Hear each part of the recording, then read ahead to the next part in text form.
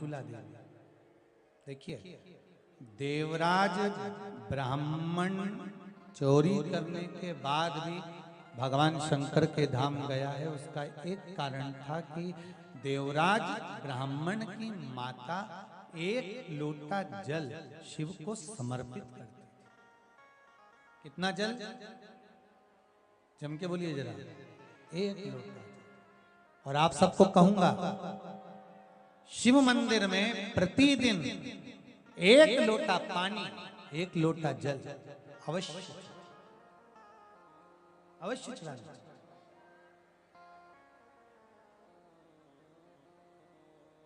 एक लोटा पानी भगवान शंकर को अवश्य।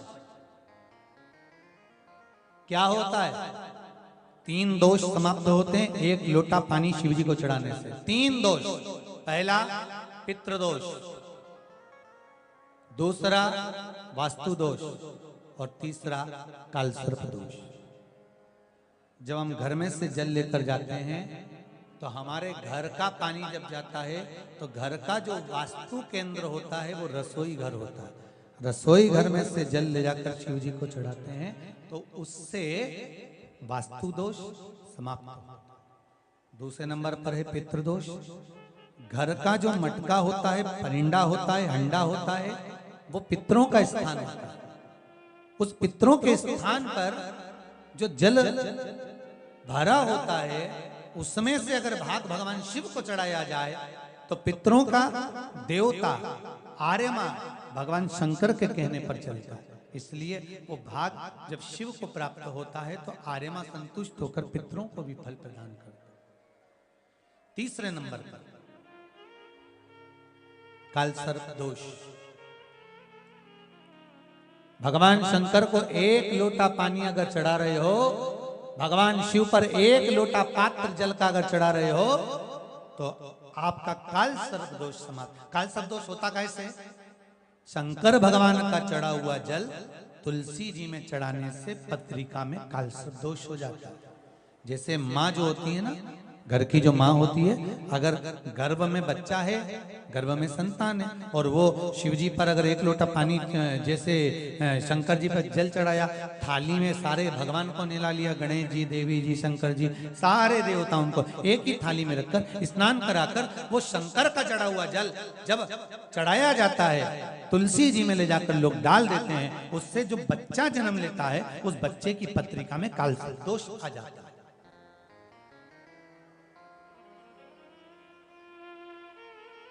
इसलिए शिव महापुराण की कथा कहती है सारे देवताओं को भले एक ही थाली में स्नान करा लो, एक ही पात्र में स्नान करा लो, पर देवाधिदेव महादेव को एक छोटे से पात्र में अलग से स्नान करा लेना चाहिए, अलग से।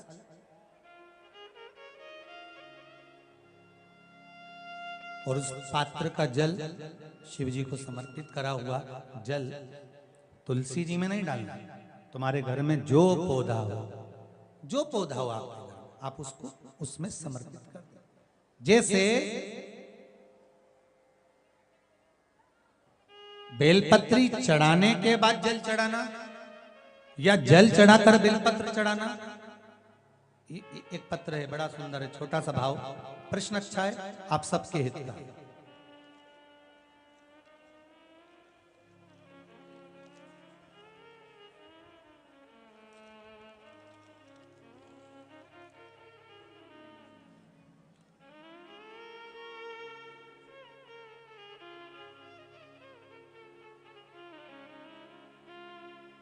अरुणा जी अग्रवाल जयपुर, झरना जी अग्रवाल जयपुर राजस्थान से इन्होंने प्रश्न किया है, गुरुदेव दूध, कच्चा दूध केवल शिवलिंग पे चढ़ाना चाहिए या पूरे शिव परिवार पे चढ़ाना चाहिए? प्रश्न अच्छा है। और शिव महापुराण की कथा रुद्राक्ष उत्सव चल रहा है तो आप उसको समझें। दूध केवल शिवलिंग पे चढ़ाना चाहिए या जो शिवलिंग के आसपास में सभी परिवार विराजमान होता है उस पे भी चढ़ाना चाहिए? अगर लिंग पुराण आप उठाकर देखेंगे तो लिंग पुराण में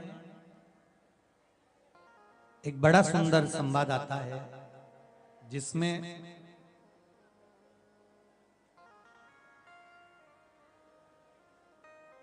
पीले कलर के शिवलिंग का वर्णन आता है। सफेद, लाल, पीला और काला, ये शिवलिंग का आपको पहले वर्णन करा। ब्राह्मण सफेद मट्टी का शिवलिंग बनाता है, वैश्य पीली मट्टी का शिवलिंग बनाता है, क्षत्रिय लाल मट्टी का शिवलिंग का निर्माण करता है, शूद्र काली मट्टी का शिवलिंग का निर्माण करता है। काली मिट्टी के शिवलिंग का निर्माण करता है। ये जो वर्णन किया गया है कि उसमें लिंग पुराण के अंतर्गत एक पीले शिवलिंग का वर्णन आता है कि पीला जो शिवलिंग होता है उस शिवलिंग का भाव कितना सुंदर बताया गया है। उसमें व्याख्यान वर्णन में आप अगर पढ़ेंगे देखेंगे लिंग पुराण के अंतर्गत तो उसमें आता है कि दूध जब आप देव अधिदेव महादेव के शिवलिंग पर समर्पित करते हो तो शिव महापुराण की कथा कहती है, लिंग पुराण कथा कहती है, नर्मदा पुराण, स्कंद पुराण, पद्म पुराण, अग्नि पुराण, सारी पुराणे वर्णन करती है। वराह पुराण, ब्रह्मवेत्ता पुराण, ये जितनी पुराणे सब वर्णन करती है कि जब शिवलिंग पर हम दूध चढ़ाते हैं तो केवल शंकर भगवान के शिवलिंग पर दूध चढ़ा देने से संपूर्ण परिवार पर दूध चढ़ जाता है। अलग से हमें कहीं चढ़ाने की जरूरत नहीं,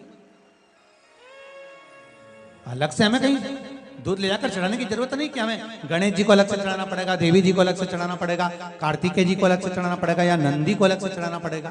तो जो प्रश्न करा है जन्ना जी अग्रवाल जी ने, जयपुर राजस्थान से हैं, सुंदर प्रश्न करा है। और ये आपको ज्ञात होना चाहिए कि शंकर भगवान पर चढ़ाया गया थोड़ा सा भी दूध जल जो हम भगवान शिव को समर्पित कर रहे हैं वो केवल शिव के लिए नहीं रहता, केवल भगवान शंकर के लिए नहीं है, वो स्वयं 33 कोटि देवताओं को समर्पित हो जाता है, स्वयं 33 कोटि देवताओं को।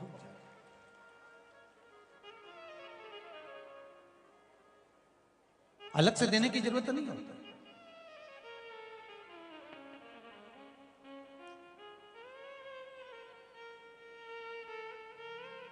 महाराज एक लोटा पानी, बेलपत्री आप शिवलिंग पर पहले चढ़ा रहे हैं, उसके बाद जल चढ़ा रहे हैं। दूसरा, जल चढ़ाने के बाद बेलपत्र चढ़ा रहे हैं। ये दो अलग अलग क्रम है शंकर भगवान के पूजन के। आप समझ लीजिएगा जरा, ये प्रसंग कभी नहीं आया, आज आया है तो उसको समझ लीजिए।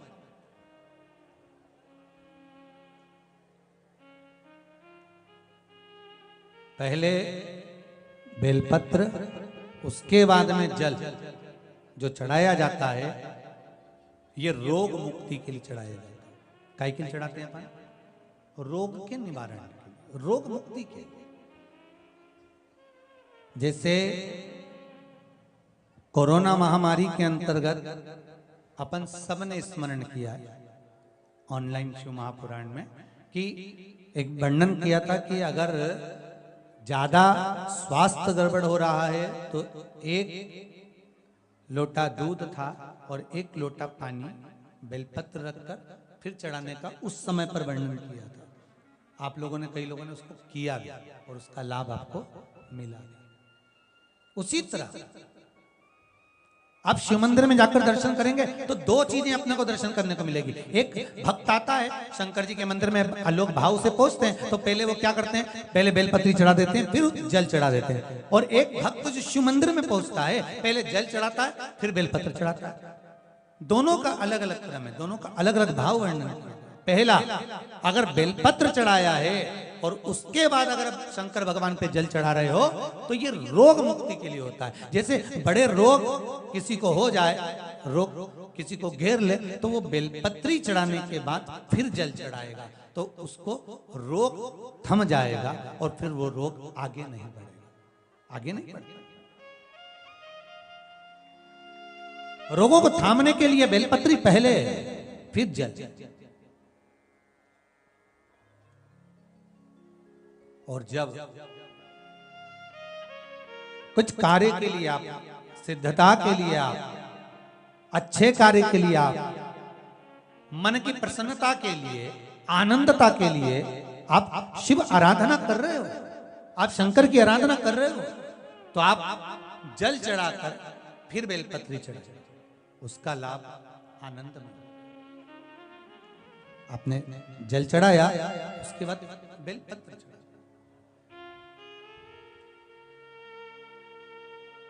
बस एक बात का स्मरण आपको होना चाहिए शिव महापुराण का, कि जब भी आप भगवान शंकर को बेलपत्र चढ़ाते हैं, बेलपत्र समर्पित करते हैं, बेलपत्र समर्पित करते समय प्रयास करा करें कि ये बेलपत्र को जब भी आप समर्पित करें, प्रयास करें कि बीच की जो पत्ती होती है बेलपत्र की, मध्य की जो पत्ती होती है, उसको अंगुष्ठ से पकड़ा जाए। उसके बाद में आप फिर बेलपत्री को शिव पर समर्पित करें, प्रयास करें। बेलपत्र जो हम भगवान शंकर को समर्पित करते हैं, उसका मध्य जो भाग होता है बेलपत्री का, जो 3 देवताओं का मध्य जो भाग होता है, उसको पकड़कर बेलपत्री को शिव को समर्पित करना चाहिए। पूर्व की कथाओं में यह भी वर्णन किया है कि बेलपत्री की डंडी का मुख कहां होना चाहिए। पूर्व की कथाओं में यह भी बताया गया है कि बेलपत्री की तीनों डंडियों के बीच में, तीनों पत्तियों के बीच में जो खाली जगह होती है, डंडी होती है, उसका क्या महत्व है, ये पूर्व की कथा में पहले बता चुके। पर आज जो क्रम चल रहा है कथा का, उसमें अपन जो समझ रहे हैं वो ये होना चाहिए कि आप किस कामना से जल चढ़ा रहे हैं, आपके जल चढ़ाने का क्रम क्या है। अगर आप रोग मुक्ति के लिए चढ़ा रहे हैं तो पहले बेलपत्र चढ़ेगी, फिर जल चढ़ेगा। आप कार्य सिद्धि के लिए चढ़ा रहे हैं, पहले जल चढ़ेगा, फिर बेलपत्र चढ़ेगी। और यदि कोई विशेष कार्य है आपका, जो आपको भगवान शंकर से जाकर कहना है, कोई विशेष कार्य, जैसे ब्रह्मलोक में ब्रह्मा है, बैकुंठ में भगवान विष्णु है, पर संसार सागर में, ब्रह्मांड में, मृत्यु लोक में अगर कोई देव है तो वो देव अधिदेव महादेव, वो देव अधिदेव महादेव, दूसरा नहीं।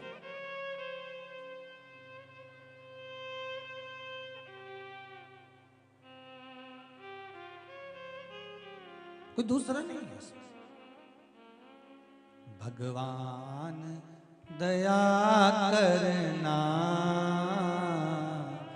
मैं तेरे भरोसे हूँ। भोलेनाथ दया करना, मैं तेरे भरोसे हूँ। ना घर के भरोसे ना परिवार के भरोसे हो, सब गाइए। ना घर के भरोसे हो, ना परिवार के भरोसे हो। भोलेनाथ दया करना, मैं तेरे भरोसे हूँ। भोलेनाथ दया करना, मैं तेरे भरोसे हूँ। जिसको एक भरोसा होता है शंकर का, भगवान का एक भरोसा होता है, दिखता नहीं है, दिखता नहीं है। ना इनके भरोसे हूँ, ना उनके भरोसे हूँ, ना इनके भरोसे हूँ, ना उनके भरोसे हो। भोलेनाथ दया करना, मैं तेरे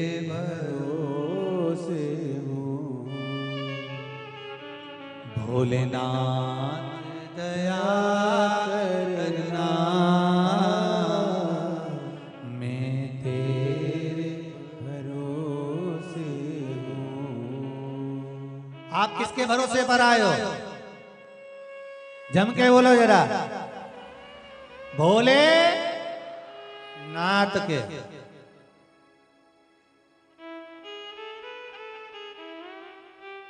शिव के भरोसे, और जो उसके भरोसे पर रहता है फिर वो